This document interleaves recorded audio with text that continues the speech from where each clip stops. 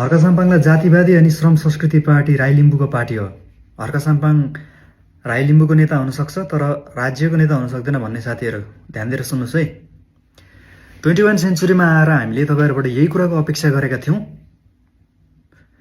इतिहासमा हेर्दा आजसम्म कतिजना मन्त्री कतिजना प्रधानमन्त्री भए होलान्।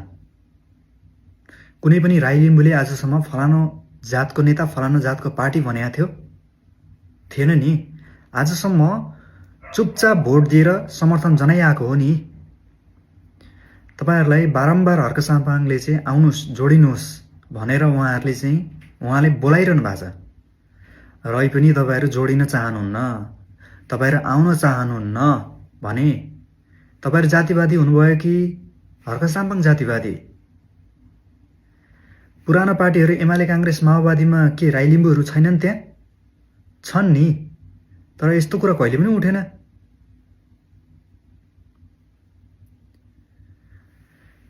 राई लिम्बूको पार्टी राई लिम्बूको नेता हामी भोटै दिन्नौ राई लिम्बूले मात्र जिताएर देखा, यस्तो असामाजिक अभिव्यक्ति तपाईहरु खुल्लम खुल्ला दिइरहनु भएछ साथीहरु।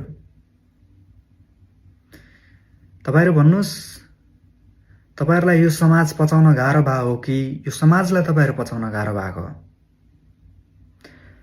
राई लिम्बूले भोट दिएको नेता राई लिम्बूले भोट दिएको सरकार तपाईहरुलाई मान्य हुन्छ, तर राई लिम्बूको नेता अनि राई लिम्बू आबद्ध भएको पार्टी तपाईहरुलाई मान्य हुन्न। के कारणले भन्नुस्? कि आफूले गरे सबै ठीक अरूले गरे सबै बेठिक भन्न खोज्नु भएको हो कि?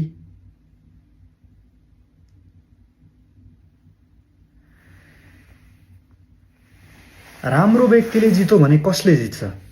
तपाई हामीले जित्ने हो। राम्रो व्यक्ति हार्यो भने कसले हार्छ? तपाई हामीले हार्ने हो। ल ठीक छ, तपाईहरुले च्यालेन्ज गरिहाल्नुभयो। श्रम संस्कृति पार्टीले च्यालेन्ज एक्सेप्ट गर्यो। तपाईहरु यो कुरा बुझ्नुस् कि हार्न डराउनेले कहिले पनि जित्दैन है। हर्क साम्पाङ हारसँग डराउने व्यक्ति होइन। यदि ऊ हारसँग डराउँथ्यो भने आज ऊ त्यहाँ हुने थिएन।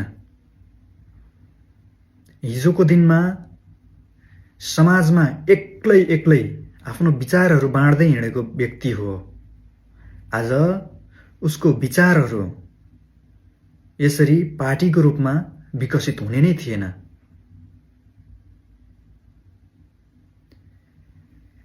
श्रम संस्कृति पार्टीले कर्म गरेर जनताको मन जित्नेछ। गफ गरेर त हाम्रो पुराना नेताहरूले संसार जितेको हो नि।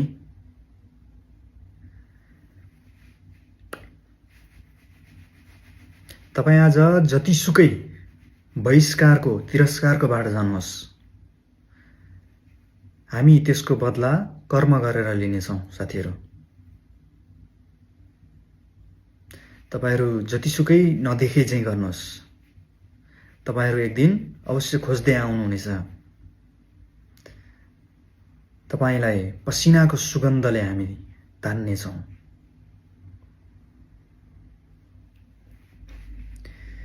श्रम संस्कृति पार्टीले त्यो दिन जित्नेछ जुन दिन नागरिकहरूको मुखमा श्रम संस्कृति पार्टी आउनेछ। तपाई हरेक आज आलोचना गर्दै हुनुहुन्छ।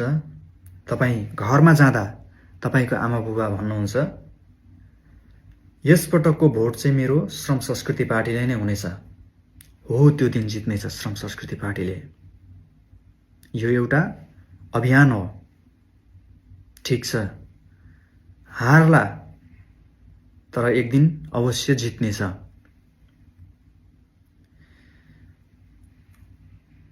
तपाई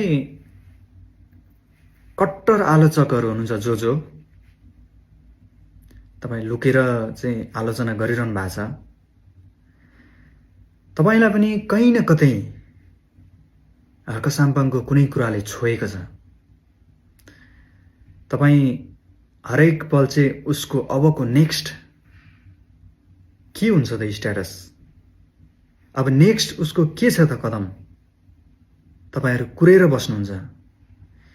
त्यो कारणले कुर्नुहुन्छ कि तपाईहरुलाई चाहिँ उप्रति कता कता भरोसा छ। हर्क साम्पाङ एउटा समय हो है साथीहरू। तपाईँ हामी उसलाई बाइपास गरेर अघि बढ्न सक्दैनौँ। अब एकताबद्ध भएर अघि बढ्नुको कुनै विकल्प छैन। तपाईहरू पास्टर पास्टर भन्नुहुन्छ उहाँलाई। ल ठिक छ, पास्टर भएर पनि के भयो त? जुनसुकै धर्म जुनसुकै धर्मले सिकाउने भनेको त त्यही सत्यको बाटो हिँड, मानवहित सहयोग गर, यही त हो सिकाउने। कुनै धर्मले चाहिँ नराम्रो बाटो हिँड, हत्या हिंसा गर त पक्कै भन्दैन होला। कुनै पनि धर्मले अमर त कसैलाई बनाउने होइन होला। तपाईँ हामी सबै मर्ने नै हो। हामीले आज उनीहरूको धर्मलाई सम्मान गर्यौँ भने त हामीले पनि उनीहरूबाट सम्मान पाउने हो। हामी चाहिँ अरू देश जाँदाखेरि के त हिन्दू होस् त यो होस् भनेर उनीहरूले हामीलाई त्यसरी हेपेको छैन। तपाईँ हाम्रो बुद्ध धर्म हिन्दू धर्मको शास्त्रको कुराहरू पश्चिमाहरूले कुरा गर्दा गर्वले छाती फुलाएर चाहिँ यत्रो नाक घोक्र्याउँछौँ होइन।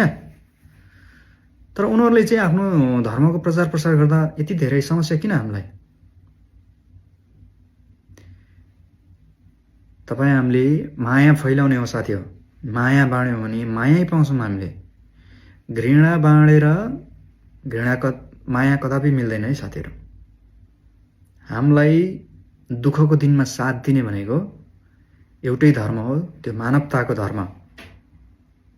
हामीलाई भाइचाराको धर्मले मात्रै जोगाउँछ है। त्यही भएर साथीहरू हामी एकअर्कामा माया सद्भाव रहिरहनुपर्छ। हस् त, धन्यवाद।